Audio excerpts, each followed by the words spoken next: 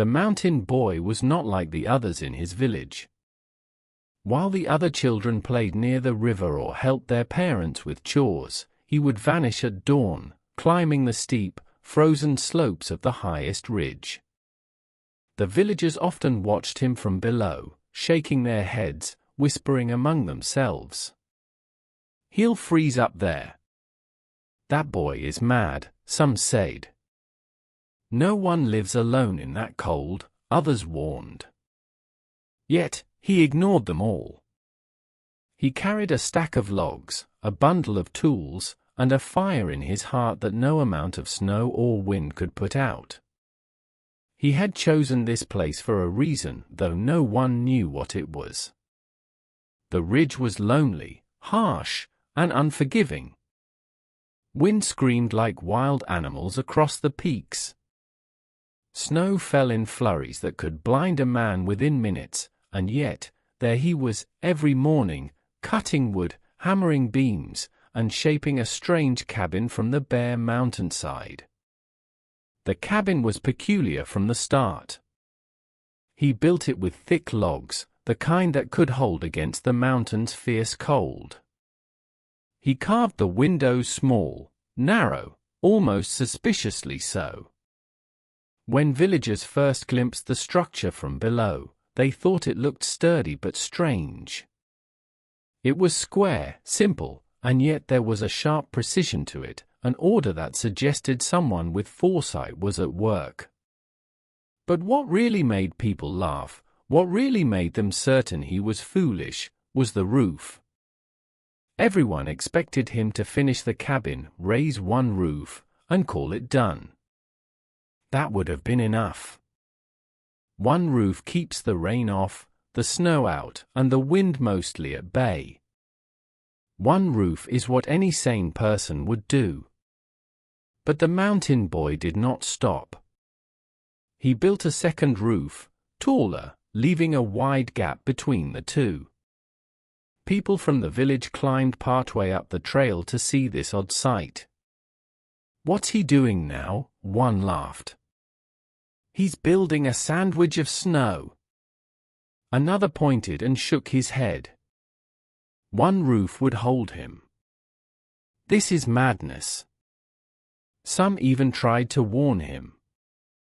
"Come down. The snow will crush your cabin." But he never answered. He moved silently, almost as if he did not hear them, or as if he did not care. His focus was on the structure, not the judgment of others. He measured, cut, and placed each beam with care.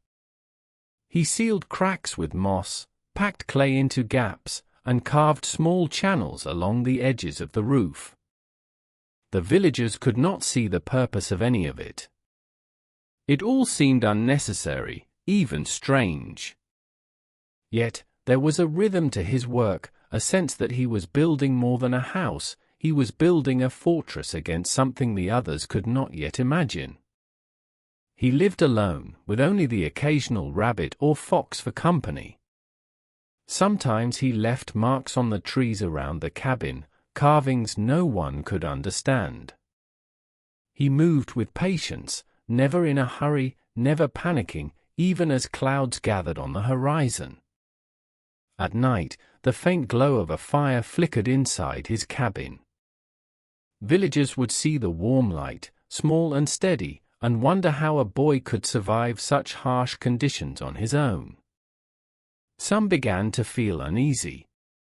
There was a strange sense about the cabin, as if it was alive with a quiet intelligence. Every beam seemed to fit perfectly. Every vent, every notch, every hidden detail made sense, but only to the boy. To anyone else, it was confusing, almost suspicious. Even the animals seemed to sense something unusual. Birds disappeared from the ridge earlier than usual. Wolves were seen retreating into the lower valleys. The wind shifted in ways that felt unnatural, carrying a chill sharper than the season should allow. The villagers noticed these signs but ignored them, thinking the boy's isolation was all that caused these oddities. They did not understand that he was not just surviving the mountain, he was listening to it, learning it, reading it like a book. Every gust, every snap of ice, every shadow told him something others couldn't hear or see. One old man, the wisest in the village, watched the boy from a distance. He had lived his whole life among the peaks and ridges and could tell when a storm approached. "A bad winter is coming," he muttered to himself, peering at the darkening sky. He noticed the clouds moving faster than usual, rolling down from the northern peaks like a living wall. But when he warned the villagers, they laughed. "We have survived winters before," they said. "The boy may freeze, but the rest of us will be fine." They did not realize how wrong they were. The mountain boy continued his work, unaffected by ridicule. Each log he placed, each beam he secured, seemed to prepare him for a winter none of the villagers could yet imagine. He created hidden spaces, small compartments inside the cabin, channels for snow and wind to slide through, and vents to let air circulate without losing warmth. Every decision seemed strange, even excessive, but each choice had a purpose. The villagers only saw the oddity. They did not see the foresight. They did not see the boy's memory of past storms, of houses crushed under the weight of snow, of people trapped and helpless. He remembered everything, every winter, every mountain howl, every crack of ice that signaled danger. That knowledge guided his hands, informed his instincts, and led him to build what others would call madness but was, in truth, genius. At first, the villagers' mockery was loud and constant. Children ran up the trails to laugh and throw snowballs at the cabin, thinking they were being clever. The adults shouted warnings and jeers, trying to convince him to stop. But the mountain boy remained silent, calm, deliberate.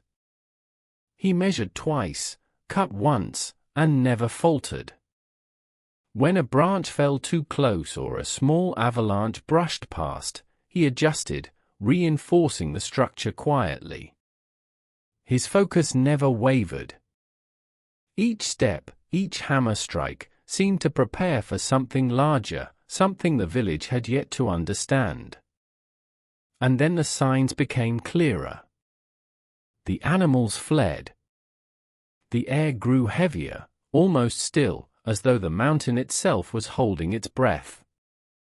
The first flurries of snow fell earlier than usual, thin at first, then thickening, piling on the ground and across the village roofs. Villagers worried but assumed the boy would struggle as all others would. They had no idea he had anticipated this.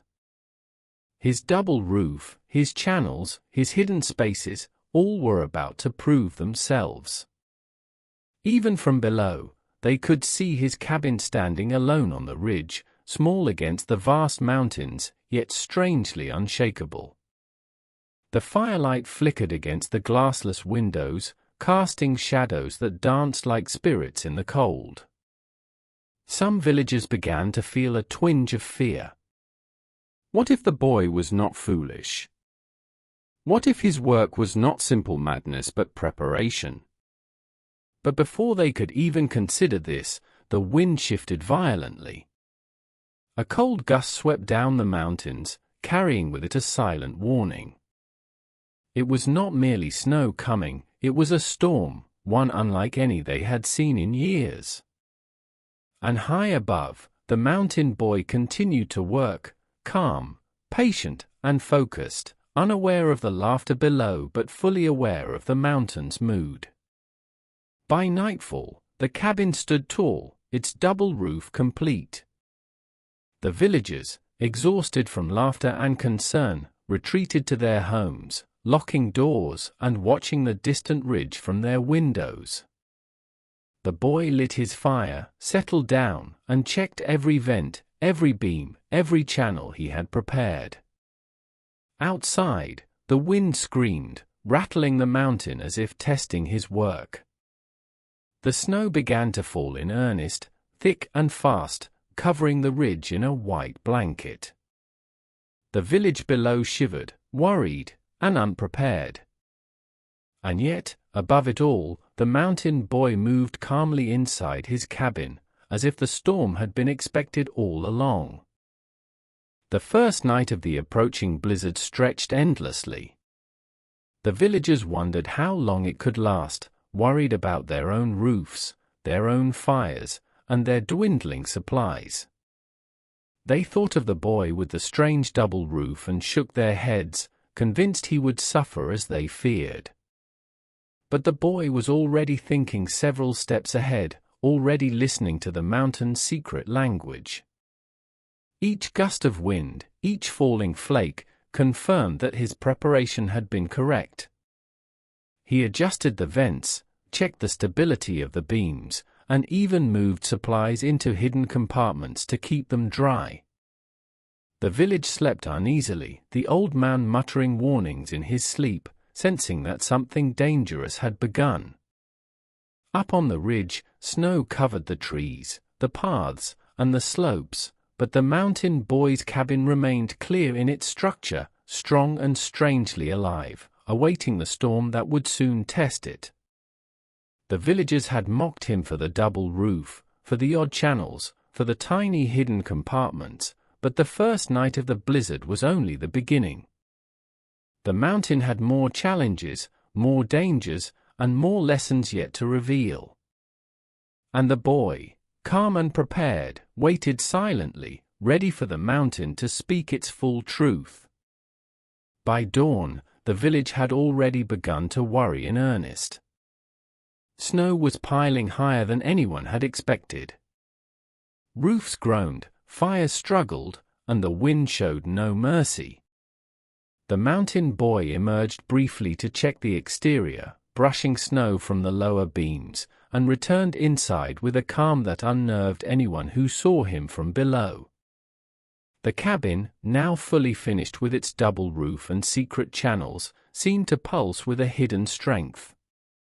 The villagers could not see the hidden purpose behind it, could not understand the foresight, and could not imagine the boy's mind, so calm, so precise, so ready.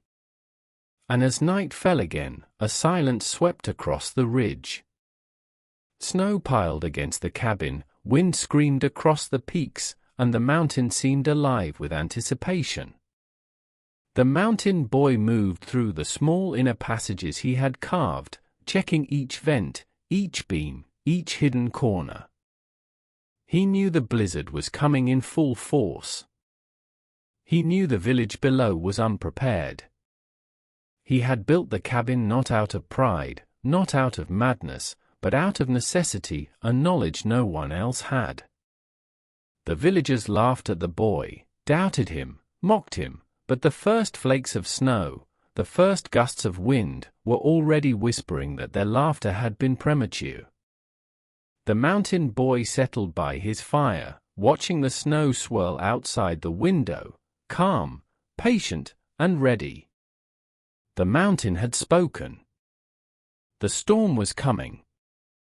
And his cabin, strange as it seemed to the world, was ready to survive it. The blizzard hit like a living wall. One moment the sky had been grey and heavy, the next it was white, endless, and all-consuming. Snow whipped sideways, piling on rooftops in the village, filling paths, and cutting off the world in a thick, silent blanket. Wind howled like a pack of wolves, bending trees and rattling doors until they shook in protest. The villagers had never seen a storm like this. Their roofs groaned under the weight, some creaked and cracked, and a few even collapsed. Fires sputtered, struggling to burn through the cold. Every home felt fragile, temporary, as though the storm could reach inside and take everything at once. Inside the village, fear grew faster than the snow. Families huddled together, wrapping blankets around children and pulling stoves close to their bodies. Some ran outside to try and clear the snow, only to be forced back by the blizzard's fury. One man yelled over the wind, "How long can this last?" Another shouted, "We're trapped." Even the older, experienced villagers felt powerless. They had survived winters before, yes, but never like this. The storm seemed deliberate, almost intelligent, as if the mountain itself had decided to test them. And then someone remembered the mountain boy on the ridge. "What about him?" a woman cried. "He's all alone up there." The villagers fell silent. No one had thought to check his cabin. They had laughed at him, mocked him, called him crazy. They had assumed the storm would catch him like it would anyone else. But now, fear crept in. The snow was already ankle-deep at the edge of the village, and wind gusts strong enough to knock a man over swept the streets. No one could climb the ridge safely in this. The mountain boy's fate was unknown, and the unknown was terrifying. High on the ridge, the boy's cabin faced the storm with calm precision. Snow slammed against the outer roof, thick and unrelenting, piling quickly. Wind clawed at the walls, seeking cracks, probing weak spots, testing every join in the logs. But beneath the first roof was the second, untouched by the fury. The space between them trapped air like a shield, slowing the cold, deflecting the crushing weight of snow. The mountain boy moved quietly inside, checking channels and vents he had carved weeks ago, adjusting small openings to release pressure. Every strange feature that had puzzled the villagers now worked together perfectly, as if the cabin itself was alive and resisting the storm. The boy had learned patience from the mountains. Every decision he made, every vent, every hidden passage, had been deliberate. While the village panicked, he moved calmly through his creation. He carried supplies from one compartment to another, keeping them dry, secure, and easy to reach. He lit fires in carefully shielded areas that allowed warmth to flow without attracting drafts or smoke. The cabin, strange as it had seemed, functioned like a machine designed for survival. And outside, the snow piled faster, each gust heavier than the last, yet the structure held firm. In the village, the storm's true power became clear. Roofs collapsed under the snow. Chimneys cracked. People ran through the streets, trying to save supplies, animals, anything they could. But the cold was relentless. Fires burned out. Water froze in buckets. Fear gnawed at the villagers. Some whispered about the boy again, this time in awe and worry rather than laughter. "Maybe he knew this would happen," one said quietly. "Maybe he isn't crazy after all." Others scoffed, clinging to hope that anyone could survive alone like him, but deep down, a chill ran through their bones that had nothing to do with the weather. The mountain boy, high above, didn't care about the villagers' fear. He knew the storm was only part of what the mountain could throw at him. He had listened to every gust, every crack of ice, every shift in the air for weeks. His cabin was not just a shelter, it was a design built to withstand disaster. Hidden channels guided snow away from critical points, vents prevented pressure from building, and the double roof created a layer of air that insulated him from freezing temperatures. The villagers had mocked these choices, but now, the truth was undeniable. The boy was ready. Hours passed. Snow continued to fall without pause. Visibility dropped to nothing. The wind rattled the cabin, screaming like a living thing. Yet inside, it was calm, almost warm. The boy moved through narrow passages, checking each compartment and secret space. Supplies were arranged, fires were stoked carefully, and everything that could go wrong had been considered. He paused occasionally to listen, hearing the storm in ways no one below could imagine. He understood the rhythm of snow piling, the sound of wind pressure, the subtle creak of wood under weight. Each noise told him what to do next. Meanwhile, villagers tried to climb halfway up the ridge, desperate to see the boy or help him. Snow had erased the paths, and the wind pushed them back. They shouted through the storm, calling his name, but only the howling wind answered. Some turned back, defeated and frozen, while others pressed forward, driven by fear and hope. When they saw the cabin from a distance, it seemed untouched by the blizzard. Smoke rose steadily from the chimney. Light flickered warmly through narrow windows. It was as if the storm had passed over without touching it. Their disbelief grew. How could the boy survive when their homes were crumbling? The boy opened the cabin door just as a group of villagers reached the top of the ridge, frozen, exhausted, and desperate. He did not speak at first. He simply stepped aside, letting them in. Inside, they found warmth, calm, and shelter. Their eyes widened at the space between the roofs, at the strange channels along the walls, at the hidden compartments filled with dry supplies. They realized that every odd choice, every strange design, had a purpose.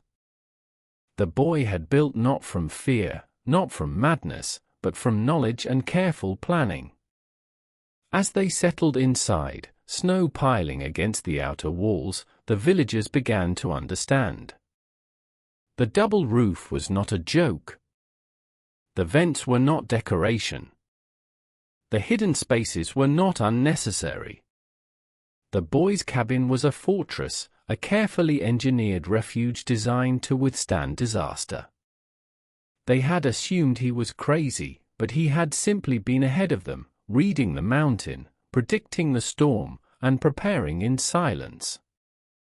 The first night of the blizzard was only the beginning, yet the cabin stood intact, defying every expectation. Outside, the blizzard raged on. The wind pressed harder, snow fell thicker, and the world seemed to vanish under a white curtain. Inside the cabin, the boy moved quietly, checking each vent, adjusting airflow, and ensuring the fires burned steadily. The villagers huddled close to the warmth, watching in awe. They could not imagine surviving another night in the storm without the boy's careful preparation. Even the strongest among them had grown exhausted from shoveling, from keeping fires alive, from trying to protect their fragile homes. Here, inside the mountain boy's creation, they understood the value of foresight, patience, and knowledge of the natural world. Hours turned into a long, cold night. Snow accumulated outside, piling against walls and windows.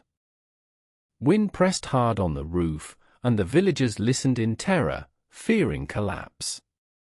But the boy moved calmly, adjusting small levers and openings, directing the cabin's defenses against the storm.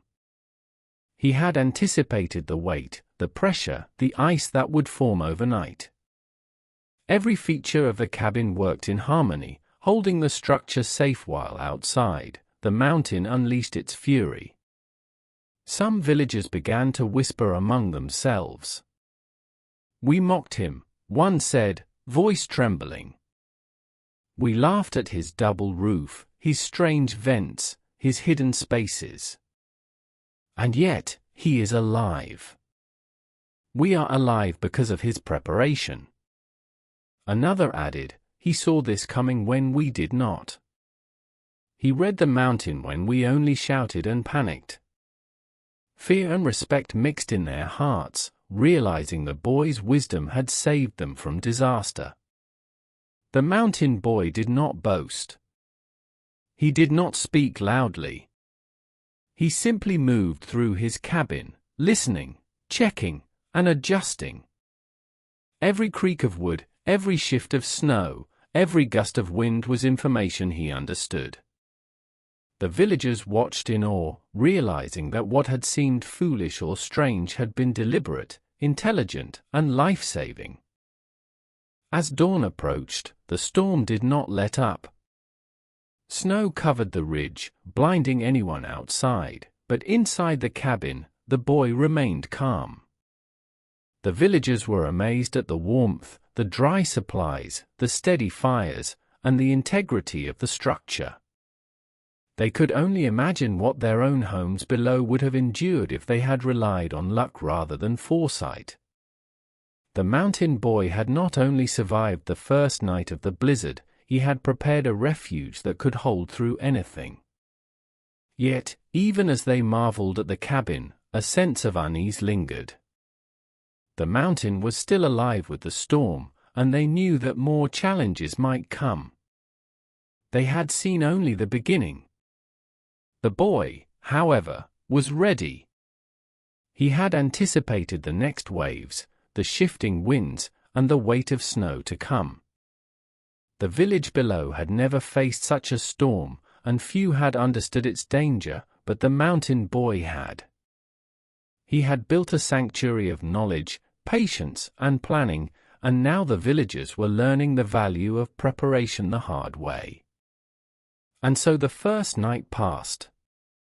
Snow continued to fall, wind continued to scream, and the villagers huddled inside, learning in silence from the boy they had once mocked. Outside, the ridge disappeared under the blizzard, but inside, life continued. Fires burned steadily, supplies remained dry, and the cabin stood unshaken. The mountain boy moved silently, checking vents, channels, and passages, anticipating every movement of the storm. He was not afraid. He had listened to the mountain. He had prepared. He had survived the first night. But even as the dawn light tried to break through the white chaos, a deeper challenge waited. The storm was far from over. The blizzard had only begun its true fury. Snow would pile higher, winds would press harder, and the mountain had more to test. Yet the cabin, strange and mysterious as it seemed, was ready. And the villagers, who had once laughed, now understood the truth. The boy had been wise, patient, and prepared all along. The mountain's lesson was only starting, and the mountain boy had already passed the first test. The fourth night of the blizzard came heavier than anyone could imagine. Snow piled so fast that even the tallest trees disappeared beneath its weight.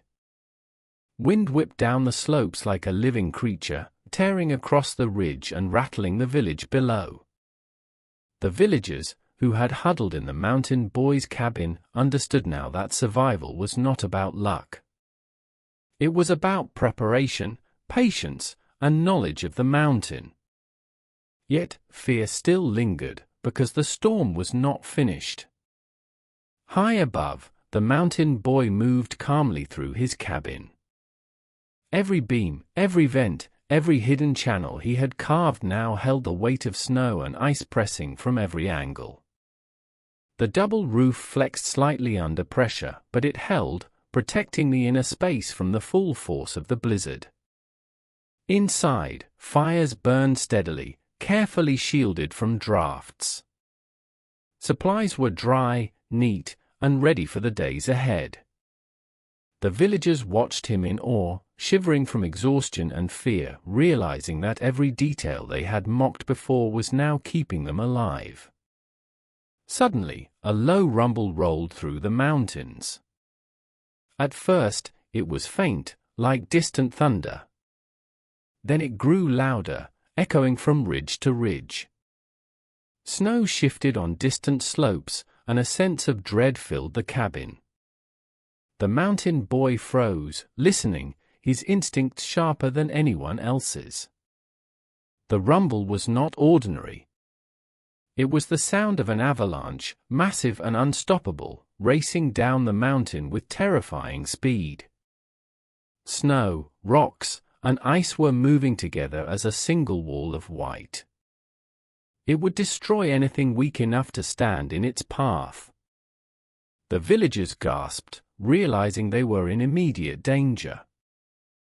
"Stay calm," the boy said softly. His voice carried authority without anger or fear. "Follow me." He led them to the innermost part of the cabin, a hidden space beneath the second roof. The walls here were thicker, beams crossed like armor, and the structure had been reinforced specifically for moments like this. The villagers pressed together, some clutching children, some gripping each other's hands. Outside, the mountain roared as the avalanche tore down the slope, closer and closer. Snow slammed against the cabin, rattling walls, and windows trembled under the pressure. The avalanche hit with a sound like 1,000 drums. Snow crashed against the cabin, covering it completely. Outside, the world disappeared under a white, unbroken wall of snow. Silence followed, broken only by the faint groaning of wood as the structure flexed under the weight. Inside, the mountain boy moved quietly, checking vents and passages, ensuring that pressure did not build inside the cabin. The space between the two roofs trapped air like a cushion, keeping the inner walls intact. Hidden channels allowed snow to slide off or redistribute, preventing collapse. Every unusual feature of the cabin now proved its purpose. Hours passed like minutes. The villagers, still pressed together, could barely breathe. They felt the snow pressing all around, and the cold tried to seep in despite the fires. Yet the cabin held. The boy remained calm, moving silently through the hidden passages, checking beams and channels, adjusting small vents. He had anticipated the weight of snow, the pressure of wind, and the cold that tried to invade every corner. Every detail was working as it should. The villagers watched in awe, realizing that what had seemed madness before, the double roof, the strange vents, the hidden compartments, had saved them all. When morning finally came, the world outside was unrecognizable. Snow covered everything, mountains flattened under its weight, trees bent or broken, paths vanished. The village below was partially buried. Fires had gone out in homes that were not prepared. People struggled to dig their way out. But high on the ridge, the mountain boy's cabin remained intact. Smoke rose calmly from the chimney. Light flickered through the narrow windows. Inside, warmth and safety persisted. The villagers understood then that the boy had not only survived the blizzard but had anticipated the avalanche itself. When rescuers eventually reached the cabin, they dug carefully through the snow and ice. They expected to find destruction, perhaps a collapsed shelter. Instead, they found a structure that seemed untouched by the disaster.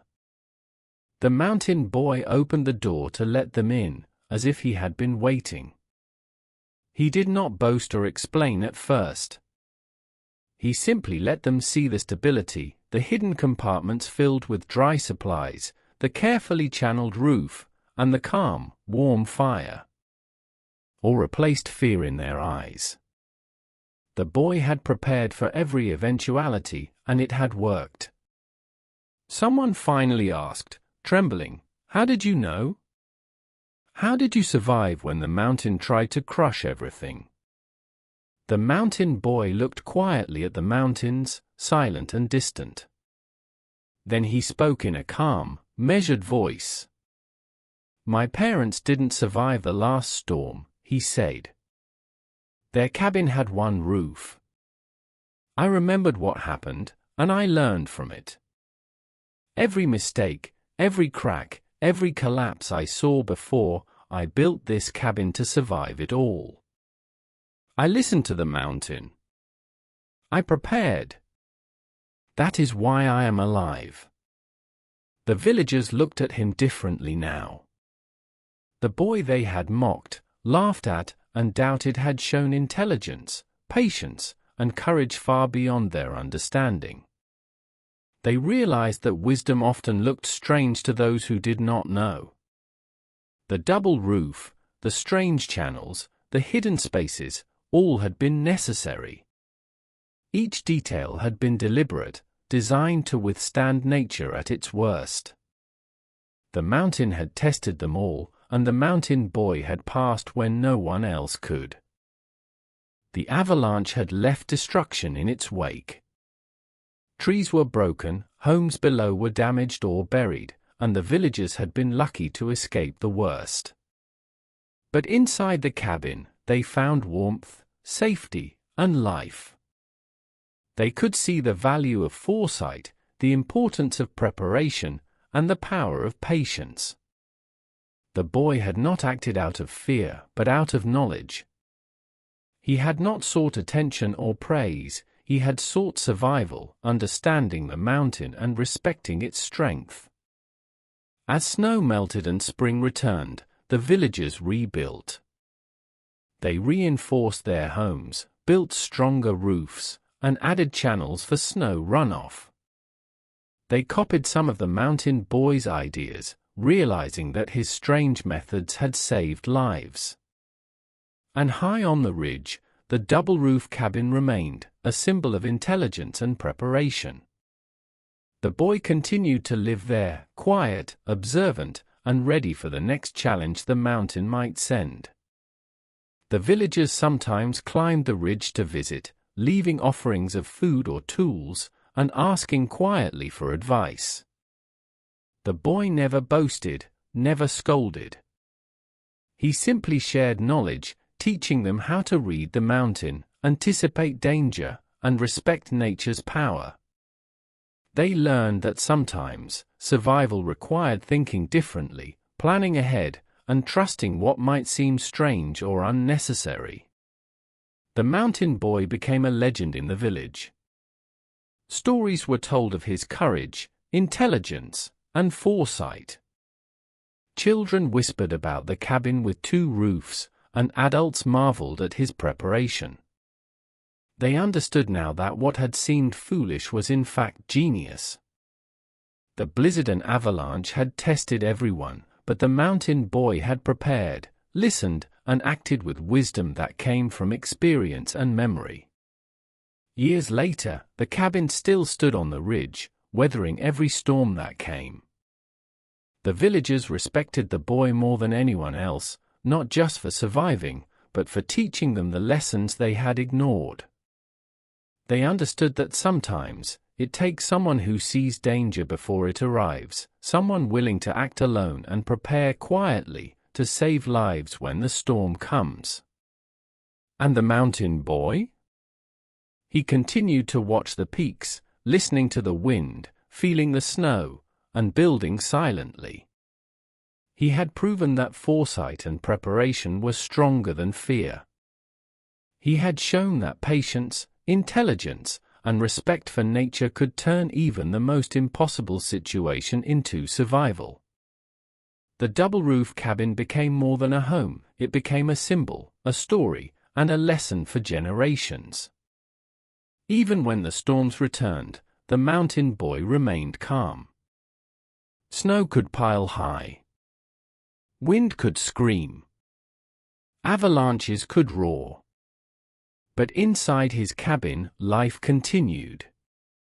Warmth persisted. Supplies were safe. Every vent, every beam, every hidden channel continued to work. And the villagers remembered. They never laughed at the boy again. They never doubted him again. They had learned the hard way that true wisdom often looks strange, and survival belongs to those who see danger before it arrives. In the end, the mountain boy's cabin stood tall against every test. The village below rebuilt with stronger roofs and better planning, always carrying the memory of the boy who had been one step ahead. And high on the ridge, the boy continued to live, always watching, always listening, always ready.